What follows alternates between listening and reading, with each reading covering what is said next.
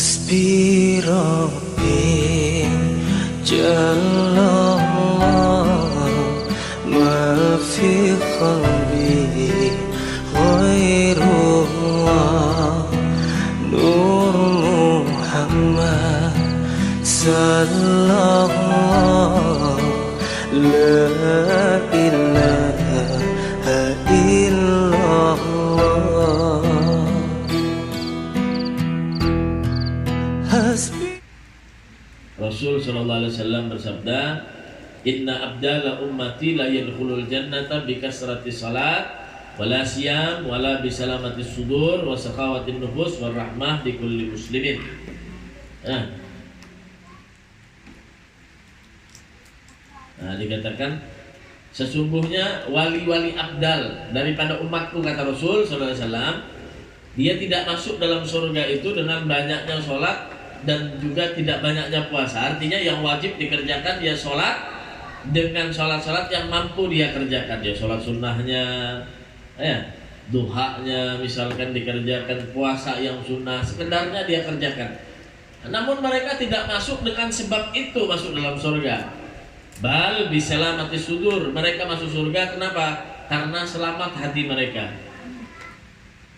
Selamat hati mereka. Sebagaimana Imam Hasan al-Basri mengatakan, as-salatu bila huduril qalbi, salat akan tetapi hatinya enggak hadir.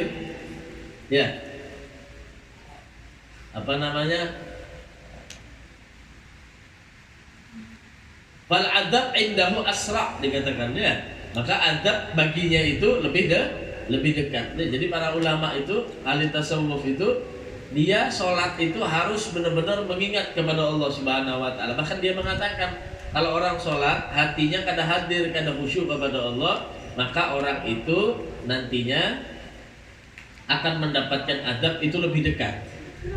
Bahkan diancam oleh Allah, fawailun lil musallin alladzina hum an salatihim sahun. Celaka bagi orang yang sholat yang hatinya lupa sama Allah. Bayangkan orang sholat aja bisa celaka, apalagi yang enggak sholat. Maka dari itu hadirin wal hadirat, perlu bagi kita ini sholat benar, sholat tapi sesuaikan dengan hati kita. Jangan ucapannya aja, inna sholati wa nusuki wa mahyaya wa mamati lillahi rabbil alamin. Sholatku ya Allah, ibadahku, hidupku, matiku karena Allah. Janjinya ketika baca doa iftitah sekalinya Allahu Akbar, yang masih dipikirkan kerjaannya, yang masih dipikirkan istrinya, yang masih dipikirkan masalahnya, yang masih dipikirkan dunianya. Nah, ini enggak sesuai dengan ucapan sama hatinya. Bagaimana supaya kita mendapatkan hati yang khusyuk? Perlu latihan. Latihan pelan-pelan. Bagaimana kita meresapi maknanya iyyaka na'budu wa iyyaka nasta'in, maliki yaumiddin, ihdinas siratal mustaqim. Itu perlu kita latih. Paling kadang ketika kita membaca, dalam hati kita menerjemahkan daripada segala perkara-perkara bacaan yang kita baca tadi. Nah, jangan sampai salah alamat. Sekarang ini banyak orang yang salah alamat. Salah alamat itu gimana? Jadi misalkan ada si fulan nulis surat, nulis surat sama temannya, anggaplah siapa namanya, Utuh mengirim surat kepada Udin, dikirim. Udin ini rumahnya di Berabai. Dia kirim surat si Udin, isinya tentang apa? Perdagangan, tentang jual beli. Dia tulis panjang sudah isi suratnya. Kemudian dia tulis ini namanya, dari si Utuh di Banjarmasin, tulis. Isi suratnya udah pas tentang jual beli. Kemudian namanya juga kepada yang terhormat, ngirim suratnya tadi buat siapa? Yang di Berabai. buat Udin, ditulis Bapak Udin. Cuma alamatnya Udin di mana tadi? Berabai, dia tulis Martapura. Sampai surat kira-kira kemana? Udin Martapura kah Udin Berabai? Alamatnya mana ditulis? Martapura. Sampai nggak ke Udin di Berabai? Nggak bakal, walaupun isinya udah benar. Isinya benar, tujuannya benar, cuma alamatnya salah. Sampai nggak? Nggak sampai. Sholat, Allahu Akbar, syaratnya benar, rukunnya benar, bacaannya benar, isinya benar sholatnya. Baca udah inna sholati wa nusuki wa mahyamati lillahi rabbil alamin, benar. Ya, ternyata alamatnya Allahu Akbar. Tadi nyatakannya buat Allah sholatnya, karena Allah. Ternyata sholatnya rakaat pertama setengah jam, rakaat kedua setengah jam, sejam udah. Sujud terakhir belum, setengah jam lagi. Sampai jidatnya kadang sini hitam nah. Mungkin tersujud obat nyamuk kan, tahu jo itu tuh.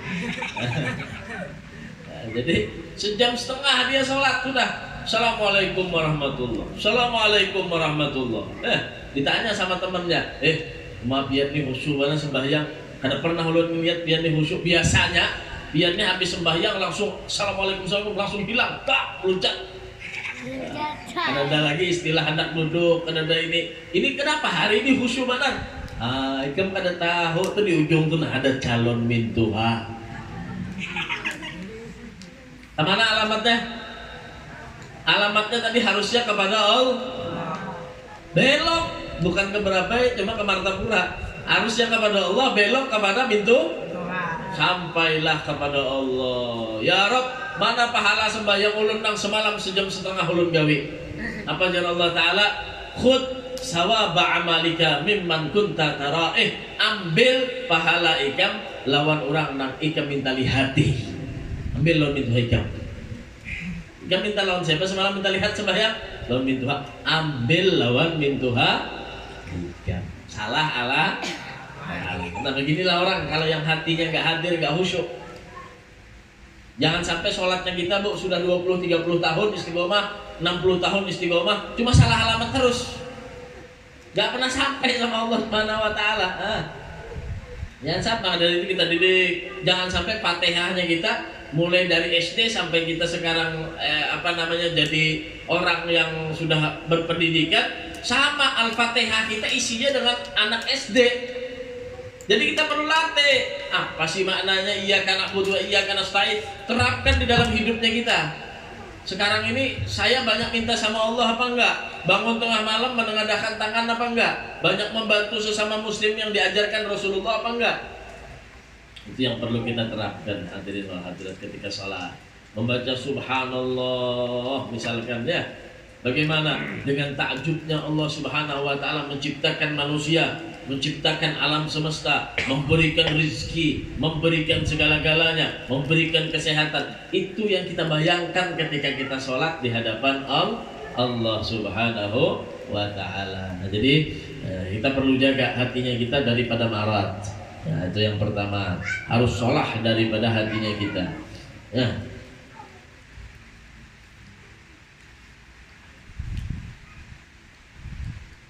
Adalah Syekh Abu Bakar bin Salim, khayyirni Rabbi baina salamati sudur li auladi awil ilm fakhtartu lahum salamati sudur. Bahkan Syekh Abu Bakar bin Salim dikatakan, ya, aku diberikan ilham oleh Allah Subhanahu Wa Taala memilih supaya anakku ini dipilihkan daripada keturunanku, anakku diberikan apa? Antara dua, diberikan ilmu kah? Diberikan keselamatan hati. Maka beliau memilih untuk diberikan keselamatan hati. Ilmu itu udah luar biasa, puncak paling luar biasa, perhiasan paling indah yang Allah berikan sama hamba itu ilmu. Cuma Syekh Abu Bakar bin Salim memilih lebih baik selamat hati daripada punya ilmu. Kenapa? Karena banyak juga orang yang berilmu gak selamat hatinya. Banyak yang memanfaatkan ilmunya, banyak yang dengan ilmu berani kepada Allah Subhanahu Wa Taala. Jadi beliau memilih untuk apa? Untuk diberikan keselamatan hatinya. ya, dari Allah Subhanahu wa taala. Ya.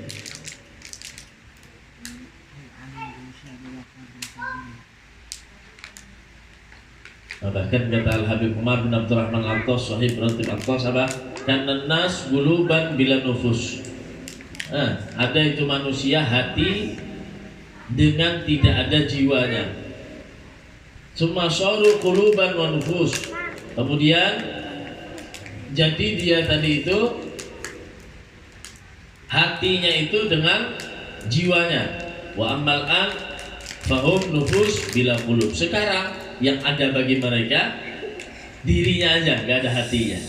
Jadi Allah Subhanahu wa taala itu menjadikan pertama ya hati. Allah jadikan hati. Kemudian dengan adanya hati segumpal darah tadi, Allah jadikan besertanya dengan jiwa, adalah mata, adalah tubuh, adalah semuanya. Berbarengan antara hati dan jiwa. Nah, sekarang sudah jadi berbarengan hati dengan jiwa dengan nafsunya, maka yang ada sekarang yang banyak kita lihati, orang lebih mementingkan jiwa dan nafsunya tanpa ada hatinya. Hadirin wal hadirat. Padahal perkara yang pertama diciptakan Allah adalah hati.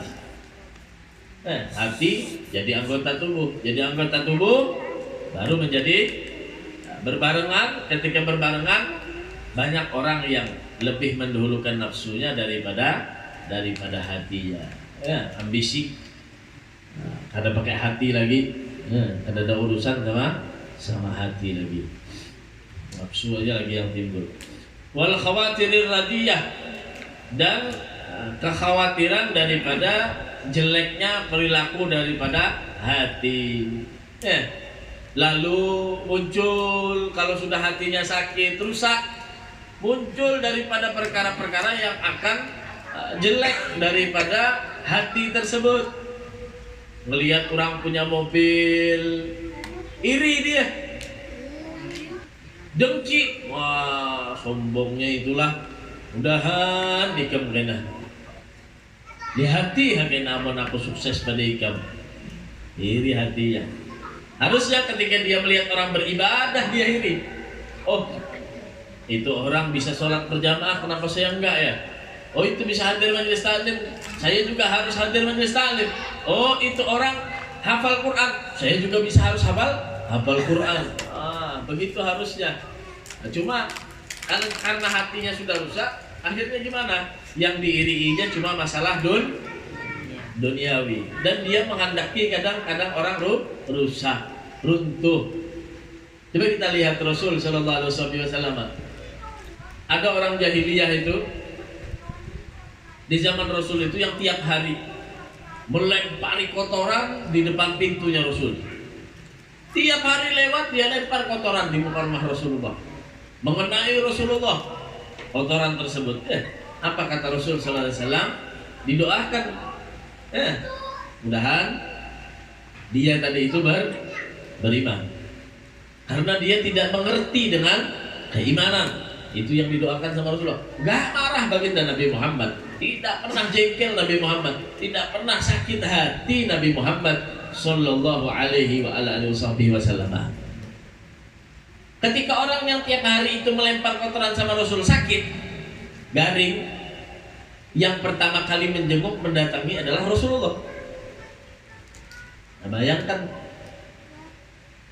orang lempar kotoran tiap hari di depan rumah kita. Atau jangan kotoran dah, orang ini nyebelin aja sama kita. Nah, kita sekarang memauki aja ini aja, macam-macam. Datang ke rumah mesti mengisah nang kadang-kadang, tapi gimana menyambati kita nang kadang-kadang, apalagi bakhoyo lawan kita, sombong lawan kita. Nah, kira-kira kalau orang kayak ini tadi itu garing, apa jadi kita? Yang pernah apalagi mendolimi kita. Ini orang pernah dolimi kita, pernah kita bersoalan dengan tetangga kita, turun kita sekalinya turun kita kada salah, ini salah dengar aja, ditempelingnya kita. Nah, kira-kira kalau tetangga kita ini tadi itu garing, menjenguk hijau lah, hapus biar aja, iwas lagi aja. Masya Allah. Garing aja. Nah, lihat kalau aja sudah tuh garing. Kalau sudah orang tuh ada lagi kata-kata doa. Nah, maka dari itu ya perlu bagi kita ini hatinya salamatus sudur. Yang menyebabkan orang selamat nanti di hadapan Allah Subhanahu wa taala adalah dengan hatinya yang selamat, hadirin wal hadirat. Nah, kalau sudah rusak hatinya, lalulah muncul perkara-perkara yang kada baik di dalam hatinya. Harusnya yang diiriinya, yang di apa namanya dari seseorang yang lain itu adalah perkara-perkara ibadah. Ya, lalu diceritakan di Darul Mustafa itu di tempatnya Habib Umar, ada seorang santri dari Indonesia sekolah ke Yaman di Hadramut sana. Ya. Jadi selama dia sekolah di Hadramut di Yaman itu, karena dulu nggak ada HP semacam ini, jadi sudah lost kontak, nggak ada hubungan sama keluarga. Sekolah sana sudah, sekolah. Cuma dilihat hafalannya nggak maju-maju, belajarnya apalagi males. Ini orang Indonesia yang sekolah di sana tadi. Intinya dia nggak betah. Dia nggak betah nyantri sekolah di Hadramut di Darul Mustafa. Ya, akhirnya udah wayahnya 4 tahun. Wayahnya 4 tahun sudah. Biasanya kalau dari Indonesia itu ada kirim-kiriman surat, masih kirim-kiriman surat. Cuma untuk seseorang ini surat itu disimpan sama gurunya, nggak dikasih sama gurunya. Setiap ada kiriman surat disimpan. Supaya apa? Supaya santri ini betah. Kalau dikasih surat nanti dengar kabar apa-apa kepengen pulang, ya disimpan. Sudah dia tadi itu mau pulang 4 tahun, sudah mau pulang, izin sama gurunya, sudah gurunya nggak bisa lagi ngelarang dia untuk pulang. Cuma kata gurunya apa? Sini, aku ada rahasia. Ya, kamu ada kiriman surat selama 4 tahun ini, nah. Waktu kamu di sini ada kiriman surat. Kamu boleh baca dulu. Nah, setelah kamu baca surat ini, terserah kamu mau pulang ke Indonesia atau mau tetap ada di sini. Akhirnya apa? Udah dikasihkan surat. Mulai awal suratnya numpuk nih, 4 tahun. Dibaca. Mulai awal senyum dia, baca suratnya senyum. Sampai tegang, sampai nangis. Akhirnya berkaca-kaca matanya dengan menangis bahagia. Akhirnya karena gurunya tadi itu kan nggak baca surat ini tadi. Gurunya minta terangkan, minta apa sih isi suratnya kamu yang baca ini selama 4 tahun. Akhirnya si murid itu menceritakan, dulu surat yang pertama itu yang saya bacakan guru tentang apa, orang tua saya bahagia, saya mondok ada di Yaman, rezekinya tambah lancar, ya, rumah tangganya tambah baik, adik-adiknya sudah mulai sekolah dan jadi ini jadi itu, saya senang bahagia. Kata abah saya, karena berkat saya sekolah di Yaman, semuanya dilancarkan oleh Allah. Orang-orang hormat sama saya karena saya punya anak yang sekolah di Yaman. Begini, hanya dia bangga, senang, bahagia. Tengah-tengah udah mulai tegang. Apa? Mulai abahnya sakit-sakitan, isi suratnya tadi. Keluarganya sudah mulai ini, adiknya sudah kawin, punya ponakan apa semacamnya, sedangkan dia belum kawin, tegang. Akhirnya nangis yang terakhir karena orang tuanya sudah meninggal, dan ternyata meninggal banyak sekali yang mensolatkan orang tuanya, bahasanya gitu loh. Artinya bahagia, ini ibunya sudah bahagia, sekarang dirawat sama ini macam-macam. Akhirnya dia cerita sama gurunya, subhanallah, dengan membaca surat ini tadi itu dia terobati rasa kangen sama keluarga. Sekarang jar gurunya, nah sudah ikam baca lah, nak bulik kah ada bulik kan ulun. Nah, Jisidin, ikam tahu lah isi surat yang ikam baca tadi seberapa banyaknya? Setumpuk. Hafal ikam? Kusuruh mengisahkan sekali membaca aja. Hafal. Subhanallah. Jangan ikam pakai waktu 4 tahun untuk menghafal Al-Quran. Abahmu lebih senang, lebih bahagia. Kau pakai untuk menghafalkan hadis, luar biasa yang kau dapatkan daripada daripada salafun salih.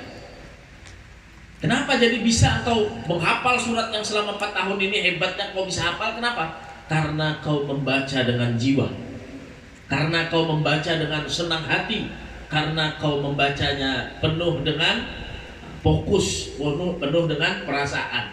Begitu juga kalau kita mau belajar, kalau kita fokus penuh dengan jiwa ini semuanya, menghafalkan Al-Quran yang besar pun akan menjadi gampang.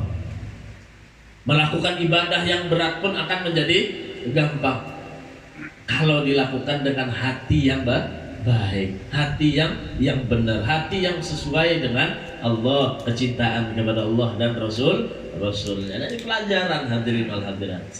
Ya, artinya segala sesuatu itu akan digampangkan oleh Allah Subhanahu wa taala kalau kita mudah untuk melakukannya tadi itu dengan baik, dengan hati yang perlu kita jaga, kita tanamkan kecintaan. Wal yakum ala babi qalbi hajiban lil muraqabah yamna'u min dukhul. Jangan sampai terhijab hatinya kita itu daripada muraqabah. Muraqabah ini ada juga babnya nanti yang akan kita terangkan tentang muraqabah ini. Artinya orang muraqabah itu apa? Dia selalu merasa diawas-awasi sama Allah, nggak perlu sama yang lainnya. Kenapa saya nggak melakukan maksiat? Karena Allah selalu melihat sama saya. Kenapa saya selalu taat dan khusyuk? Karena Allah selalu memperhatikan sama saya. Nah, kalau orang yang sudah hatinya baik, maka dia tidak akan terhijab daripada muraqabah. Pasti dia akan muraqabah kepada Allah Subhanahu wa taala.